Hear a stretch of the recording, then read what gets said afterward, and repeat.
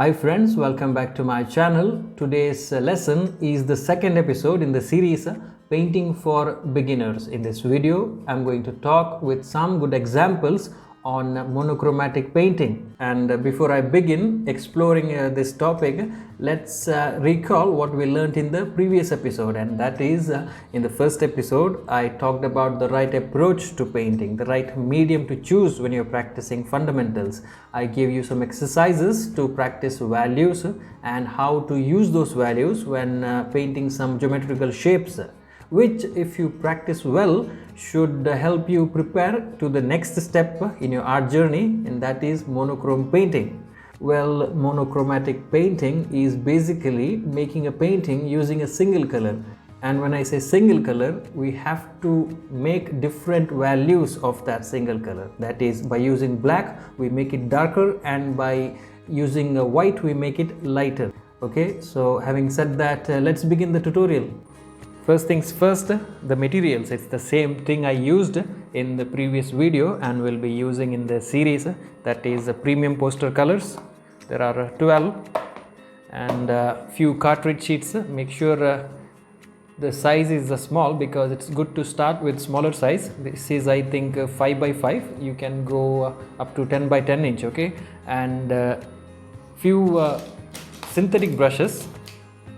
You can use either round, flat or filbert, it's up to you. And before I begin painting, let's take a brief moment to understand the technicality behind today's lesson. And that is, naturally, when we approach painting, one of the main things that can come to our mind are the colors. And when I say colors, there is always color theory attached to it. So if you are serious about painting, you will have to memorize this color theory to some extent. I will make a separate video on that, okay? But for today's lesson, monochrome painting, it happens to be a part of that color theory. And this monochromatic painting has been practiced by many artists for centuries until this day. So it's very important that we practice it as well, because it will help us to understand values better, simplification and all sorts of things. Okay, and on that note, let's begin. First, I start by placing an initial sketch, a simple drawing, let's say. This will help me to visualize the overall shape better. And I'm not going to go into much detail here because it's not necessary. What I'm looking for is, throughout the process, is simplification. The more simple the painting, the better the look it will have. And I'm not going to paint all things from the reference photo. As you can see, a simplified flask, maybe 2 flowers, and some shadow area for the watermelons, and that's that. Now the blocking stage, I'm using red plus white, and then I place the brushstroke on the paper. It's important we avoid painting little by little, bit by bit, and instead place the brushstroke, because this will bring more fresh look in our painting. Okay. Now I go a little bit darker for the shadow area. I'm not entirely sure how dark it should be, but later on I will make it more dark. When you're practicing monochrome, keep in mind values, because it's all about values. Colors don't play much important role when painting monochrome, okay? So it's all about values. Now I add a little bit of black and white into the mixture and then place the background. I'm keeping it transparent a little bit because later on I will add more thick paint to it. Some mild tone for the flowers, light tone. Not going into much detail here. I'm just placing the brushstroke. Just a suggestion, that's all.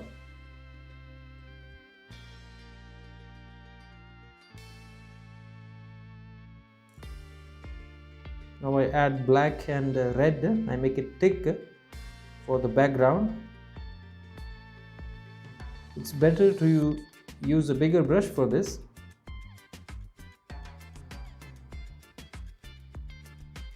And once the background is placed, figuring out the rest of the process gets easier because a large part of the painting is finished. So now I have a good idea of how things should be. Painting the glass can be a bit difficult. So if you are a beginner, it's best to leave out some of the background area showing within the glass and just place only few shapes here and there. So it will have an illusion of a glass. Okay. Up until now, it was just putting some shapes on the paper, the blocking stage.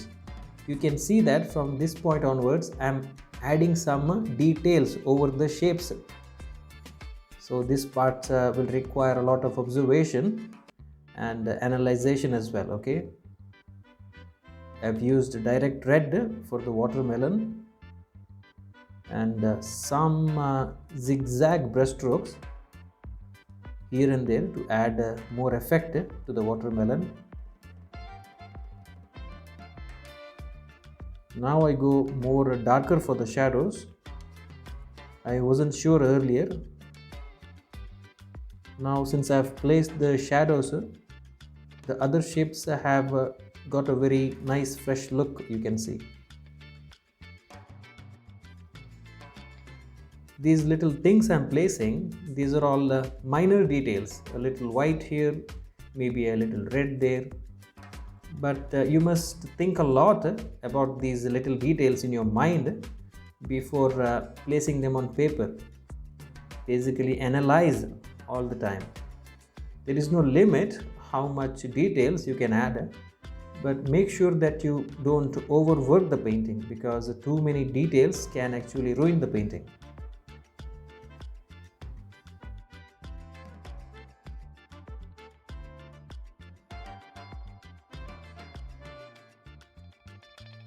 I'm almost done with this painting.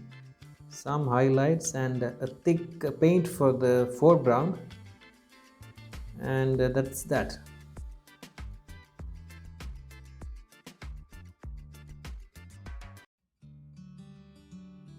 Now for the second painting, I place a simple sketch, not too detailed. I'm looking for that round shape of the orange.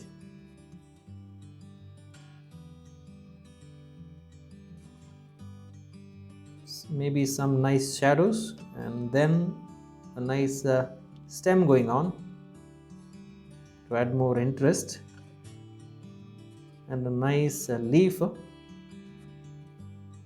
and we have a drawing. Now the first part, the blocking stage, I'm placing a nice dark tone for the shadow, maybe some little bit of lighter value to create a variation in that tone. See, the exercises from the previous video are coming into play here, that is light to dark and dark to light. Now I move further, placing some shadow tones for the fruit. Keep in mind values, like I said before, you have to analyze, is it too light, is it too dark, and once you have analyzed, then place the brush strokes. And it's all about placing the brush strokes. It's not about painting little by little, bit by bit, which if you do it, your artistic skill won't improve. So it's better to place the brush strokes. And if you can, try to paint a shape without having to lift the brush in a single stroke. Okay? I place some red along with that dark tone to create a variation, just like I did for the shadows. This will hopefully create some interest in the painting. Now I place some lighter values on the fruit just to suggest some light, and the brush strokes you are seeing, all the values that I'm placing, these are all the early stages of the painting, the blocking stage. It's fairly easy, and once I finish placing these values, Then I move on to placing details, which is a bit difficult because it needs a lot of analyzation. Okay, well, I'm done with the first stage, that was the blocking stage. Now I can place some nice looking details. These little shapes you're seeing, they will make a lot of difference.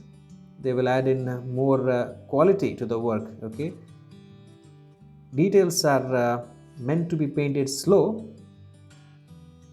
and notice that I'm not pressing in the brush, because the underlying paint, it will sort of get mixed and it might create a mess. So when placing details, especially with poster colors, it's good to be gentle as much as possible. And the thing about details is, when you paint them, you need to think a lot before placing anything on paper, because every brushstroke must contribute something. So this way you can avoid unnecessary brush work. So as you can see, I have placed some scribbles here and there, just to create some nice texture on the fruit, the little highlights. And I think that's enough for the fruit. And this is the finished work, friends.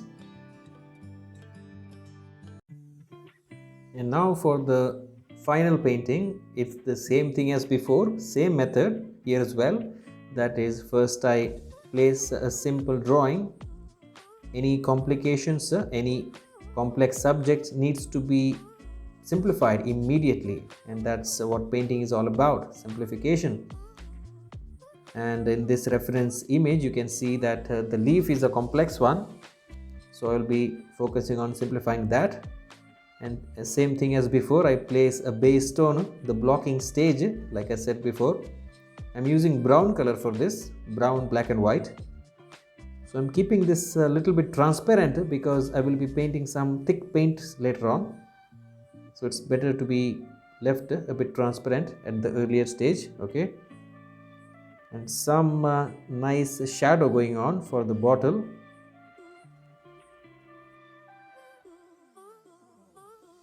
And now some directional lines for the leaf. The important thing here is values. Never forget your values. Make sure to check if they're light enough or dark enough. I'm using brown plus black and white for this. And using a bigger brush, I randomly place some brushwork. Same thing for the bottle as well, blocking in. And first thing I place are the big shapes. Never go for the little shapes. In some cases it's okay, but most of the time in painting, one should always focus on placing the big shapes first. So little bit lighter value for the bottle, just to suggest some sunlight happening.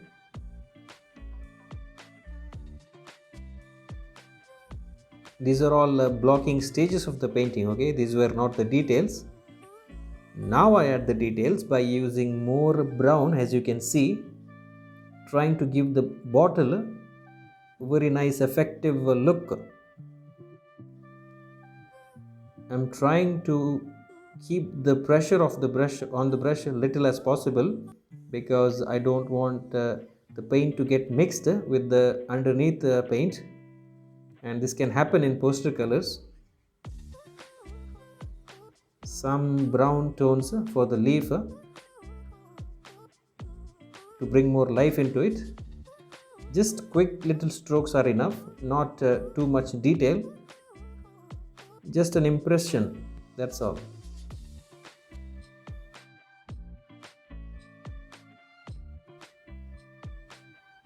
All these little shapes that you're seeing, little lines here and there, as you can tell, these are some fancy details that I'm placing just to create some more interest in the painting.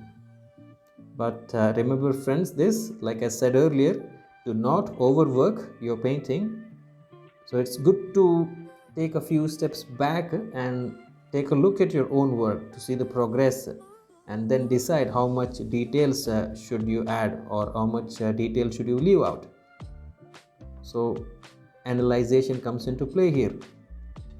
Now I place some light tones for the bottle and for the leaf as well.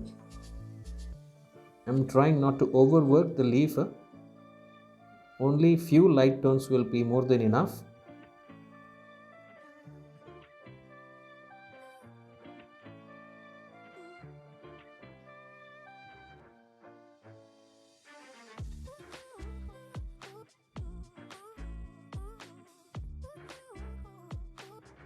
Maybe now a little bit more brown to the leaf to give it a more warm, fresh look, because with just some tint shades it was looking a bit dull.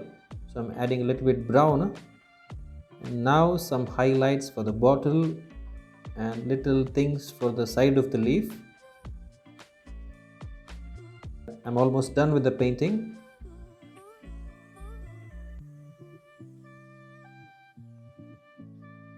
Well friends, we have reached the end of today's lesson, monochrome painting, and if you are a beginner, you should be practicing this a lot, at least 100 little paintings. Use 5 by 5 or 8 by 8 inches of paper and practice this well, and focus on values and brushstrokes. Okay, you can choose any subject, still life, objects, landscapes, anything at all, but the important thing is values and brushstrokes. Once you have practiced this, you will be ready to move on to the next topic, that is colors, and I will make a separate video on colors as well.